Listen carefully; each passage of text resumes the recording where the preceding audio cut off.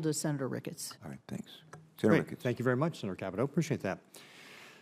So I want to change gears a little bit to talk about the permitting of this, because it's important that we get this done as quickly as possible. I think we all recognize that. So Administrator Bott and General Spellman, there has been precedent in this administration to use alternative arrangements to waive NEPA and other environmental regulations to build projects for emergency response. The administration used alternative arrangements to waive the NEPA and bypass standards of the standard compliance process to establish the emergency migrant housing encampment in Floyd Bennett Field, the 1,450-acre National Park Service facility in New York City. And they did that in less than 2 weeks. So does this administration plan to use alternative arrangements to rebuild the Francis Scott Key Bridge? Thank you, Senator, for that question. I'm not aware of waiving NEPA. What we will do is we will issue a categorical exclusion because we're replacing a bridge in essentially the same footprint as the pre-existing one, and we'll work with the Corps and other resource agencies to get that done. And so how much time do you think that will save to do the categorical exclusion? 98% of our projects are categorical exclusion, so it's a very quick determination. And does this only have to be used, can it only be used in emergency situations? No, the vast majority of our projects that are within an existing highway footprint are categorical exclusions. Is when you get into an EIS, environmental impact statement, or an EA, an environmental assessment, where you just have more impacts and more study is required. Okay.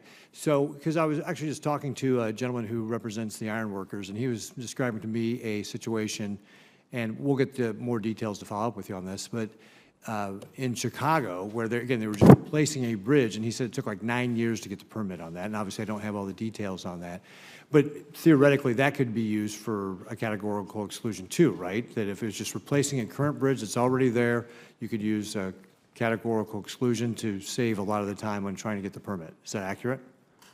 Happy to follow up with you, Senator, on those specific examples.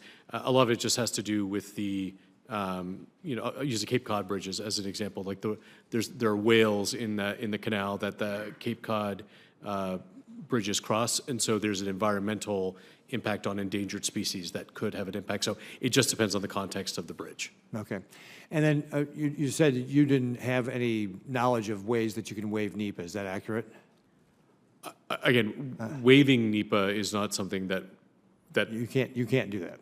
I don't believe I have the authority to do that, but we can find ways through a categorical exclusion when we're replacing a bridge that existed in that footprint in an emergency relief program expenditure.